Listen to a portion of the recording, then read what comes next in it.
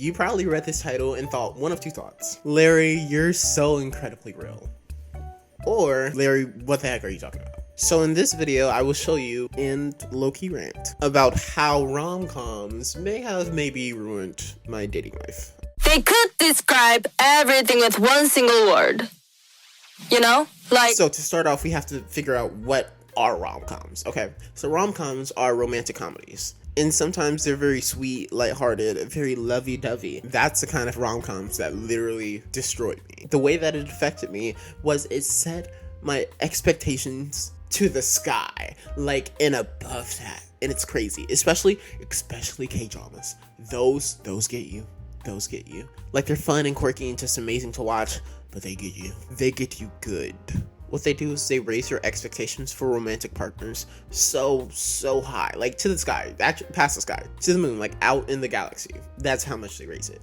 But the problem with that is when I couldn't find anybody who reached those standards, I just started to slowly lower them. That's the real issue. The not finding anybody and lowering them. Because why did I keep lowering them? Because now the bar is all the way down here, like pits of the earth. In hell. And you know what? Kind of controversial to say, but I think my dating life kind of depicts that. I've had situationships with people. I've never like actually dated somebody. If you hear crying in the background, don't mind that.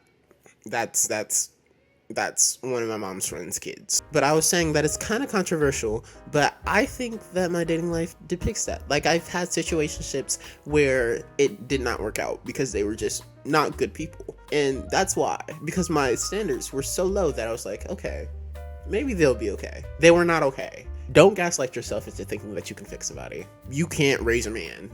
He's already grown. So what you gonna do? That is maybe the realest quote that I've ever heard in my life, because you really can't. So the bar is already low, right? The next thing that gets me is most of these relationships are heteronormative, meaning that they are straight relationships. If you see me, I am not a straight person.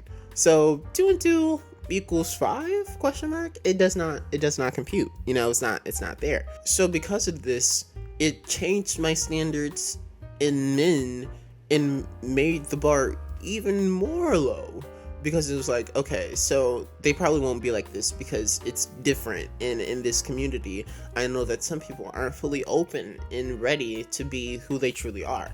So that made the bar even more low. I started talking to a DL guy. Never again. I want somebody who I can truly like be myself around, you know. And I love PDA, like love it with all of my heart. If I can't be public with my displays of affection, why are you here? You know, I feel like that's the most rewarding part. Like, I have a partner, I want to show you off, I want you to show me off, so why aren't you doing it? And that's what really got me. So never again. But another thing that I realized is I need to stop actively like seeking love. I literally deleted all of my dating apps, and it's probably the best decision that I can make at the time, because I honestly want something that'll happen organically. Like, I'll be walking and somebody asks for my number. That's so cutesy. Cute little meet and greet. But going and saying, oh, hey, we met off with Tinder, or we met off with Hinge. What do you mean? I know that someday I'll find somebody, because I'm literally only 19. I'm still a teenager for a couple months.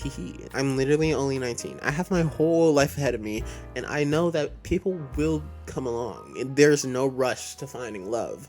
And that's something that just clicked in my brain when I deleted those apps, and I'm so grateful that I did, because if I didn't, who knows what kind of chaos would have happened. Let's be honest, my life can get chaotic at times. My life is chaotic most of the time, and that's okay. Just know that there's no rush to finding somebody. There never is, because something that you have to realize is you can be independent. You don't even need somebody, to be honest. Like, you are enough. You are lovely, you're amazing, you're funny. Yeah, I see it. Your energy and the person that you are, the ideals that you embody, that's amazing, and that's attractive. And if people don't see that, you just have to wait till the right person does. Because when that right person does come along, they'll start dating, and then get married, and then like have a kid and get a house and have a fantasy life. Okay, maybe the K-dramas aren't fully gone, you know, maybe the rom-coms aren't fully gone, but They are for the most part. Okay, I'm making progress. I'm still a little bit delusional, but you know what? Who isn't? Let's be real. Who isn't? And that's okay. But you should know that you are enough. You don't need somebody else. So take your time. Don't try to rush your love life because you're amazing, diva. Okay, bye-bye. Love you.